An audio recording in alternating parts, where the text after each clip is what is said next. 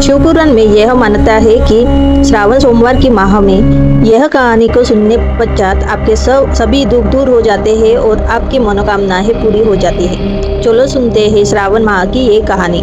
श्रावण सोमवार की कथा के अनुसार अमरपुर नगर में एक धनी व्यापारी रहता था।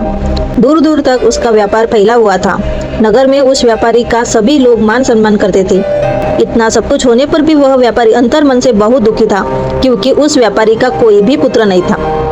दिन रात उसे एक ही चिंता सताती रहती थी, उसकी मृत्यु के बाद इसके इतने बड़े व्यापार और धन संपत्ति का कौन संभालेगा, कौन रखवाला बनेगा। पुत्र पाने की इच्छा से वह व्यापारी प्रति सोमवार भगवान शिव की व्रत पूजा किया करता था। शामकाल को व्यापारी शिव मंदिर में जाकर भगवान शिव के सामने घी का दीपक जलाया करता था। उस व्यापारी की भक्ति देखकर एक दिन पार्वती ने भगवान शिव से कहा, हे प्राणनाथ, यह व्यापारी आपका सच्चा भक्त है। कितने दिनों से यह सोमवार का व्रत और पूजा नियमित कर रहा है। भगवान आप इस व्यापारी की मनोकामनाएं अवश्य पूरी करें। तभी भगवान शिव ने मुस्कुराते हुए कहा, हे पार्वती, इस संसार में सबको उसके कर्म के अनुसार फल प्राप्ति होती है। प्राणी जैसा कर्म करता है उन्हें वैसे ही फल प्राप्त होते हैं। इसके बावजूद भी पार्वती जी नहीं मानी। उन्होंने आग्रह करते हुए कहा, नहीं प्राणनाथ, आपको इस व्यापारी की इच्छा पूरी करनी ही पड़ेगी।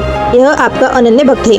प्रति सोमवार आपका विधिवत व्रत कर रखता है और पूजा अर्चना भी करता है। उसके बाद भोग लगाकर एक समय भोजन ग्रहण करता है। आपको इसे पुत्र प्राप्ति का वरदान देना ही होगा। पार्वती का इतना आग्रह देखकर भगवान शिव ने कहा, तुम्हारे आग्रह पर मैं इस व्यापारी को पुत्र प्राप्ति का वरदान देता हूँ, लेकिन इसका पुत्र 16 वर्ष से अधिक जीवित नहीं रहेगा।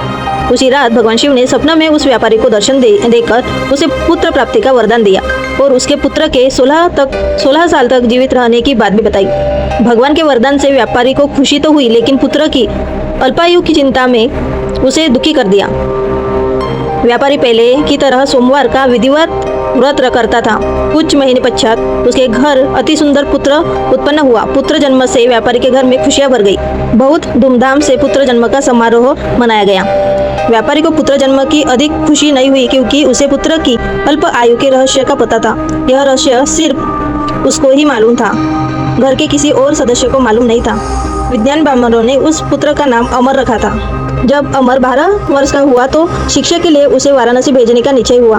व्यापारी ने अमर के मामा दीपचंद को बुलाया और कहा कि अमर को शिक्षा प्राप्ति करने के लिए वाराणसी छोड़ आओ। अमर अपने मामा के साथ शिक्षा प्राप्ति करने के लिए चला गया। रास्ते में जहाँ भी अमर और दीपचंद रात्रि विश्राम के लिए ठहरते, वही यज्ञ करते और ब्राह्मणों को भोजन भी कराते थे। लंबी यात्रा के बाद अमर और दीपचंद एक नगर में पहुंचे। उस नगर के राजा की कन्या के विवाह की खुशी में पूरे नगर को सजाया गया था।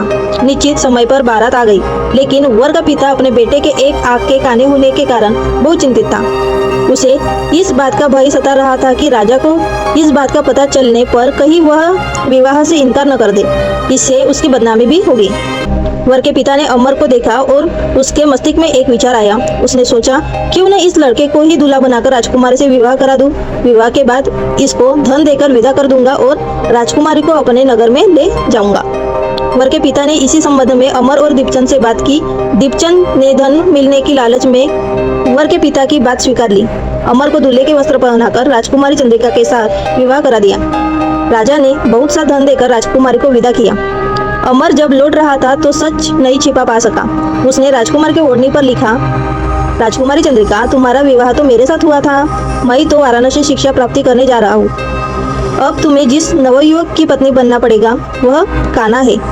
जब राजकुमारी ने अपनी ओढ़नी पर लिखा हुआ पढ़ा तो उसने कान्हे लड़के के साथ जाने से इनकार कर दिया। राजा ने सब बातें जानकर राजकुमारी को महल में रख लिया। इधर अमर अपने मामा दीपचंद के साथ वाराणसी पहुंच गया। अमर ने गुरुकुल में पढ़ना शुरू कर दिया। जब अमर की आयु 16 वर्ष पूरी हुई तो उसने एक यज्ञ किया। यज्ञ की समाप्ति पर ब्राह्मणों को भोजन कराया और खूब अन्न वस्त्र दान किए। रात को अमर अपने शयन कक्ष में सो रहा था। तभी शिव के वरदान के अनुसार शयनावस्था में ही अमर के प्राण पखेरुक उठ गए। सूर्योदय पर मामा अमर को मृत देखकर रोने पीटने लगा। आसपास के लोग भी एकत्र होकर दुख प्रकट करने लगे। मामा के रोने विलाप करने के स्वर समीप से गुजरते हुए भगवान शिव और माता पार्वती ने भी सुने थे। पार्वती जी ने भगवान से कहा, प्राणनाथ, मुझसे इसके रोने के स्वर सहन नहीं हो रहे हैं। आप इस व्यक्ति के कष्ट अवश्य दूर करें। भगवान शिव ने पार्वती के साथ अदृश्य रूप में समीप जाकर अमर को देखा तो पार्वती जी से बोले, पार्वती, यह तो उसी व्यापारी का पुत्र है। मैंने इसे 16 वर्ष की आयु का वरदान दिया था। इसकी आयु तो पूरी हो गई। पार्वती ने फिर भगवान शिव से निवेदन किया, हे प्राणनाथ, आप इस लड़के को जीवित करें, नहीं तो इसके माता पिता पुत्र की मृत्यु के कारण रो रो कर अपने प्राण त्याग देंगे। इस लड़के का पिता तो आपका परम भक्त है, वर्षों से सोमवार का व्रत करते हुए आपको भोग लग रहा है। पार्वती के आग्रह करने पर भगवान शिव ने उस लड़के को जीवित होने का वरदान दिया और कुछ ही पल में वह जीवित भी हो गया और उठकर बैठ गया। शिक्षा समाप्त करके अमर मामा के साथ अपने नगर की ओर चल दिया।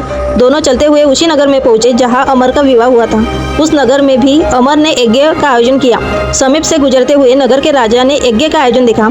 राजा ने अमर को तुरंत पहचान लिया। यह यज्ञ होने पर राजा अमर और उसके मामा को महल ले आए और उस दिन उन्हें महल में रखकर बहुत सा धन वस्त्र देकर राजकुमारी के साथ विदा किया। रास्ते में सुरक्षा के लिए राजा ने बहुत से सैनिकों को भी साथ भेजा। दीपचंद ने नगर में पहुंचते ही एक दूत को घर भेजकर अपने आगमन की सूचना देने के लिए कहा। अपने बेटे अमर के जीवित वापस लौटने की सूचना व्यापारी को बहुत प्रसन्न किया। व्यापारी ने अपनी पत्नी के साथ स्वयं को एक कमरे में बंद रखा था। भूखे प्यासे रहकर व्यापारी और उसकी पत्नी बेटे की प्रतीक्षा कर रहे थे।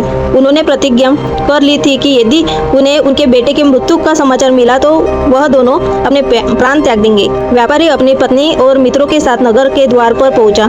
अपने बेटे के विवाह का समाचार सुनकर पुत्रवधू राजकुमारी चंद्रिका को देखकर उसकी खुशी का ठिकाना न रहा। उसी रात भगवान शिव ने व्यापारी के स्वप्न में आकर कहा, हे श्रेष्ठी, मैंने तेरे सोमवार के व्रत करने और व्रत कथा सुनने से प्रसन्न होकर तेरे पुत्रों को लंबी आयु का प्रदान किया। व्यापारी बहुत प्रसन्न हुआ। सोमवार का व्रत करने से व्यापारी के घर में खुशियां लौट आई। शास्त्रों में लिखा है कि जो भी स्त्री पुरुष सोमवार का विधिवत व्रत करते हैं, व्रत कथा सुनते हैं, उसकी सभी मनोकामनाएं पूरी हो जाती है। ओम नमः शिवाय।